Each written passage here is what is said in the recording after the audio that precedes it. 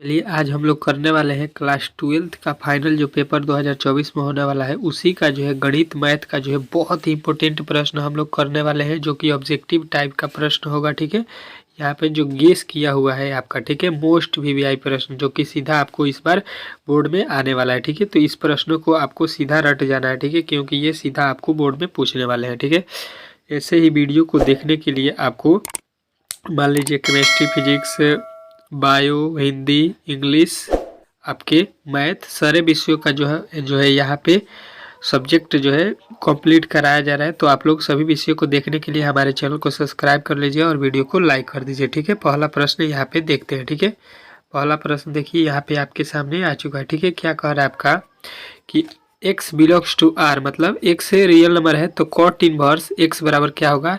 यहाँ पे cot inverse x बराबर आपको फार्मूला क्या होता है तो आपको बताना है π/2 माइनस tan इनवर्स x। आपके ऑप्शन नंबर सी वाला आपका राइट हो जाएगा। ठीक है, अगला प्रश्न कह रहा है आपके सामने यहाँ पे दूसरा कह रहा है 6 और 2 अभिहु में है, 1 और -1 ये भी अभिहु में। देखिए यहाँ पे जो है इसका हम लोग क्या ले लेंगे, पंक्ति। पंक्ति में क्या है 6 हो जाएगा यहाँ पे पंक्ति में। तो यहाँ पे आपको 6 में 6 से गुणा करना है। 6 में यहाँ पे इसका पंक्ति इसका कॉलम इस प्रकार गुणा करते हैं। ठीक है, इसका जो है पंक्ति लीजिएगा तो इसका कॉलम, तो 6 में 1 से गुणा कीजिएगा 6, उसके बाद से -5 में 1 से गुणा कीजिएगा तो -5 हो जाएगा। तो घट के क्या आ जाएगा 1, तो 1 जो कि ऑप्शन नंबर सी वाला में दिया गया है तो यही आपका राइट हो जाएगा। ठीक है, अगला प्रश्न देखिए -1 को 1 और -1 में गुणा करना है। ठीक है, तो यहाँ से जब आप इसका गुणा कीजिएगा -1 से 1 में गुणा कीजिएगा तो माइनस का 1 हो जाएगा, और -1 से -1 में गुणा कीजिएगा तो प्लस का 1 जो कि यहाँ पे दिया गया है तो ये आपका ऑप्शन नंबर बी वाला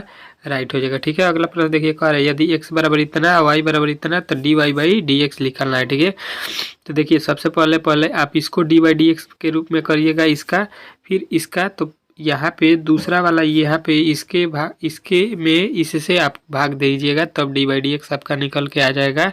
क्या निकल के आएगा तो आपको याद रखना है -b/a। ठीक है, चलिए अगला प्रश्न देखिए पांचवा कह रहा है इसका जो है डॉट आपको निकालना है। ठीक है, डॉट आपको क्या करना है इसका निकालना है। ठीक है, तो देखिए जे में जे से गुणा कीजिएगा तो माइनस का 1 आ जाएगा। ठीक है, आई देखिए आपका आई यहाँ पे और यहाँ पे है तो 3 में -2 से गुणा कीजिएगा कितना आएगा तो आपका आ जाएगा -6। ठीक है, अब देखिए के तो है नहीं तो के का 0 आ जाएगा, तो यानी -6 और -1 कितना आ जाएगा आपका 7 जो है माइनस वाला आपका राइट आंसर है। ठीक है, चलिए अगला प्रश्न देखिए कह रहा है ए बराबर इतना बी बराबर इतना तो ए बी में फलनों की कुल संख्या कितना होगा, ये प्रश्न आपसे पूछना चाह रहा है। ठीक है, तो यहाँ पे देखिए यहाँ पे फलनों की संख्या 3 है, यहाँ पे 2 है, तो एक बार इससे 3 ठो फलन मिलेगा, फिर इससे 3 ठो मिलेगा। ठीक है, और आपका यहाँ से फिर यहाँ से कीजिएगा अगर तो फिर 3 ठो मिलेगा, यानी 3 तरीका 9 ठो फलन इसमें बनेगा। ठीक है, ऑप्शन नंबर आपको ये वाला याद रखना है। ठीक है, चलिए अगला प्रश्न कह रहा है अवकलन समीकरण इतना बराबर 0 का हल है, तो इसका जो है अवकलन करना है, इसका जो है हल क्या होगा ये प्रश्न आपसे पूछना चाह रहा है। ठीक है, तो देखिए एक्स स्क्वायर किसका dy/dx होता है तो x³ का होता है, इसमें दिया है और इसमें दिया है, 2 ठो हो सकता है, यानी ये दोनों आपके गलत है। और देखिए y² का जो है dy/dx किसका निकालेंगे तो आएगा y² प्लस में है, यहाँ पे देखिए प्लस में है तो प्लस में किसका आएगा तो आपको मालूम होगा कि ये प्लस में है तो यहाँ पे माइनस वाला तो होगा नहीं, यानी ऑप्शन नंबर ये वाला ही आपका राइट हो जाएगा। ठीक है, चलिए अगला प्रश्न देखिए कह रहा है इसका जो है स्क्वायर निकालना है। ठीक है, तो इसका जो है आप लोग स्क्वायर करेंगे तो क्या आएगा तो ये आ जाएगा आपका देखिए 3 का स्क्वायर 9, 4 का स्क्वायर -4 का स्क्वायर 16, तो ये कितना आएगा आपका 25 जो कि आपके ऑप्शन नंबर ए में दिया गया है। ठीक है, अगला प्रश्न देखिए कह रहा है इसका जो है आपको क्या निकालना है तो ये जो है आपको निकालना है इंटीग्रेशन। तो देखिए 1/x² प्लस यहाँ पे 5 है तो इसको भी हम लोग स्क्वायर में करेंगे तो √5 का स्क्वायर लिख लेंगे। ठीक है, अब इसका इंटीग्रेशन करेंगे तो इसका इंटीग्रेशन क्या हो जाएगा कि इसका इंटीग्रेशन जब हम लोग करते हैं तो ये निकलता है आपका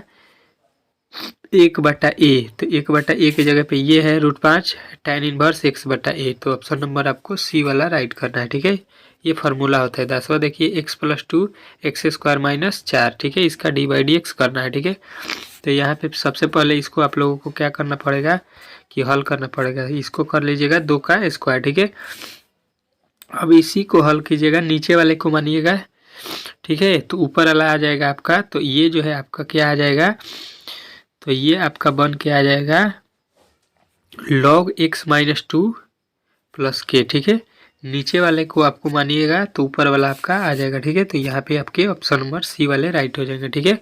अगला प्रश्न का है, इसका जो है डी बाई डी एक्स करना है, तो रूट एक्स क्यू का जो है डी बाई डी एक्स कीजिए, डी बाई डी एक्स कीजिएगा तो 3 पहले आ जाएगा, 3 में से 1 घटेगा 2 हो जाएगा, ठीक है। तो यहाँ पे भी है, यहाँ पे भी है, ठीक है, और यहाँ पे भी है, यहाँ पे भी है, यानी ये अभी सभी सही हो रहा है। फिर इसके बाद से आपके प्लस ई के पावर एक्स, तो ई के पावर एक्स पहला में नहीं है, यहाँ पे आपके दूसरा में नहीं है और तीसरा में भी नहीं है। देखिए यहाँ पे गुणा में लिखा है जबकि प्लस में होना चाहिए, तो ऑप्शन नंबर आपके सी में दिया गया है, ठीक है।